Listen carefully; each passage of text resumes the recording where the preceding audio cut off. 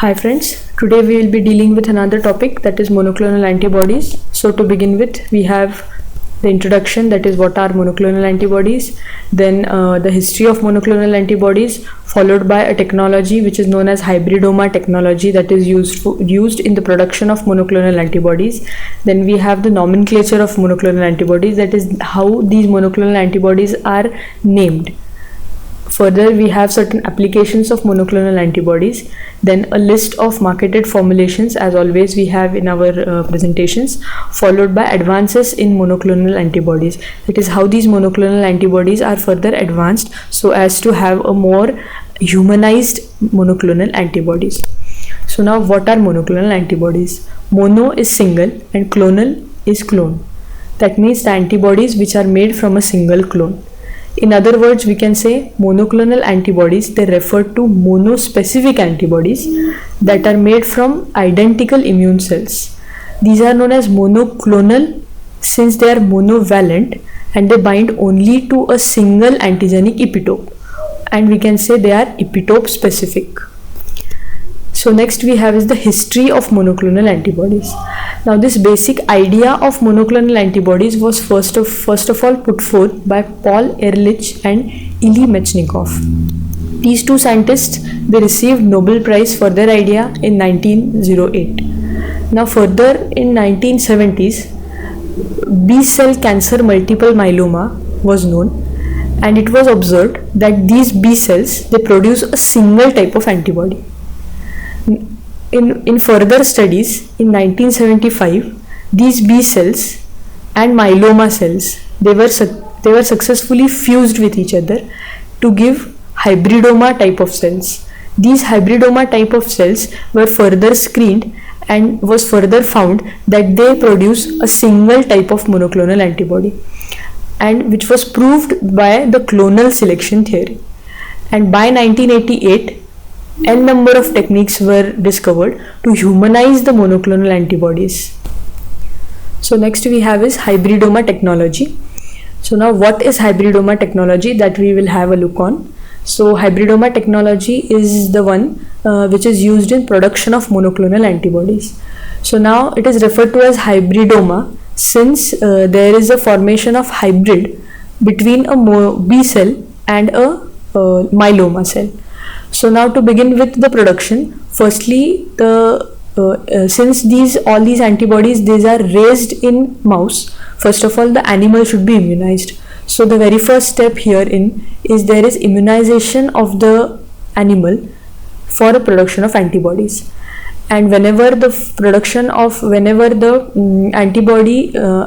antibodies are at a peak plasma concentration, these antibodies are then the animal is then sacrificed, and these antibodies are then isolated from the spleen cells, and these antibodies are then fused with that of the myeloma cells, or we can say the tumor cells that are grown in tissue culture. Further, this fused combination is referred to as the hybridoma.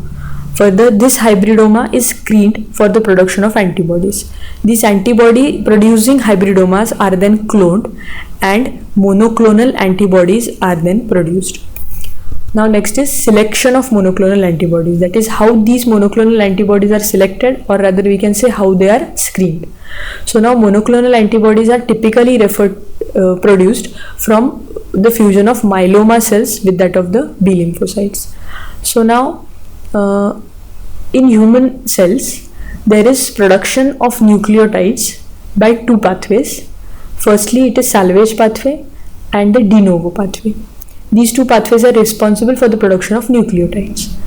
Now, in case of hybridoma cells, these hybridoma cells, they lack one of the enzyme which is known as hypoxanthine guanine phosphoribosyl transferase, that is HGPRT.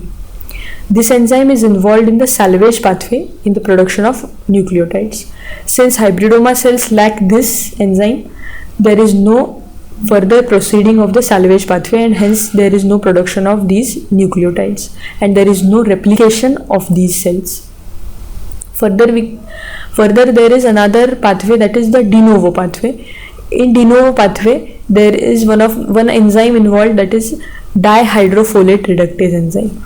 So now To stop this de novo pathway, we have a medium which contains amniopterin, which is a DHFR inhibitor, and because of which there is no production of nucleotides also via the de novo pathway. So now, since these two enzymes are blocked, there is no production of nucleotides, and hence there is no replication, and hence we can say these hybridoma cells are immortalized. So to select these monoclonal antibodies, we have a medium known as HAT medium, that is hypoxanthine, amniopterin and thymidine. This medium is generally used for the selection of fused hybridoma cells. That means the cells which are fused with myeloma cells, the B cells which are fused with myeloma cells will be selected, since they will lack the enzyme HGPRT and therefore they will grow on the medium containing hypoxanthine, amniopterin and thymidine. This is how the monoclonal antibodies are selected.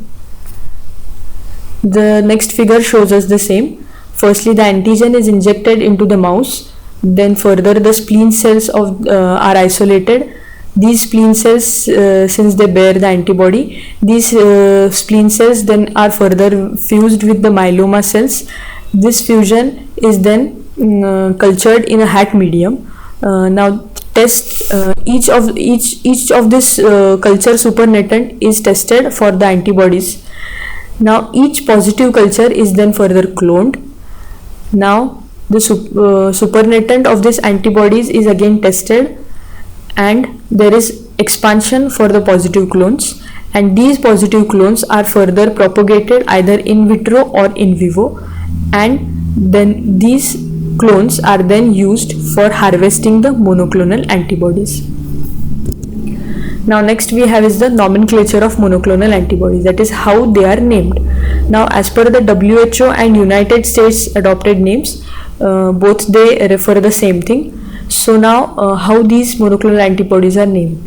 So firstly we have the suffixes in any of the name of monoclonal antibody which identify a class of medicine.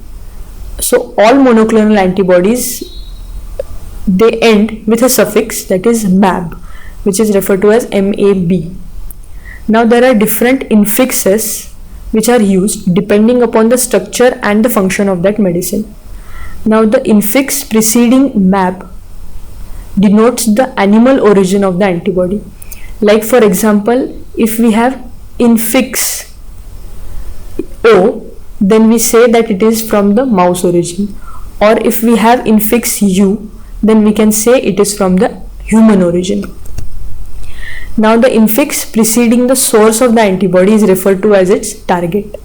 Like if we have CI preceding R, then we can say that it refers to the circulatory system, or we have TU which is preceded by M, we say it is from miscellaneous tumor target.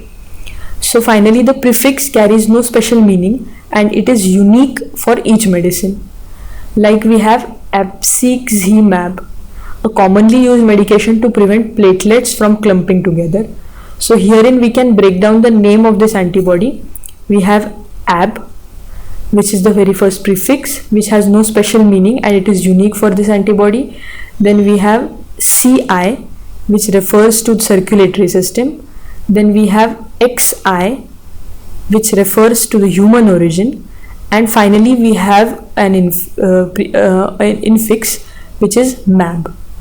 So it is a chimeric monoclonal antibody which is used on cardiovascular system. So in this way we can break down the names of the monoclonal antibodies and we can know whether the given monoclonal antibody is it chimeric antibody or it is humanized antibody or it is partially humanized antibody can be known from the name of the antibody. So next we have the applications of monoclonal antibodies.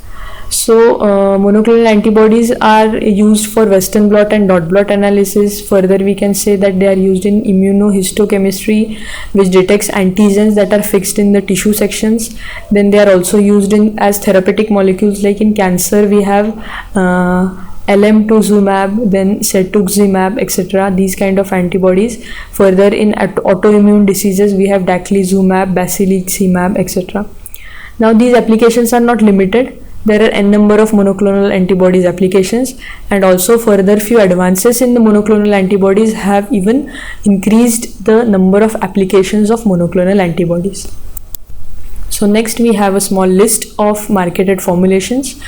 It is always important to while studying any class of drugs, it is always important that we should know what are the marketed formulations of those drugs and which company or which firm produces that, or rather we can say that what was the first product of that class. Like herein we have Hospira, which was the first firm to launch its monoclonal antibody molecule in the market, which was known as Inflectra, which constituted infliximab.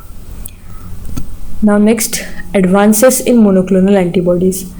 Now since these monoclonal antibodies, they are all raised in mouse, that is we can say they are of murine origin, they are responsible for production of HAMA response. Now this HAMA response is nothing but human anti-mouse antibody response, and because of which there is suppression of the human antibodies. So now to reduce these kind of responses, these antibodies, these monoclonal antibodies, they are more and more engineered, and scientists are trying to completely humanize these antibodies so that in future we can have increased number of applications of these monoclonal antibodies. So for more details and for more study materials, please refer to our website, that is www.pharmatoppers.com. Thank you.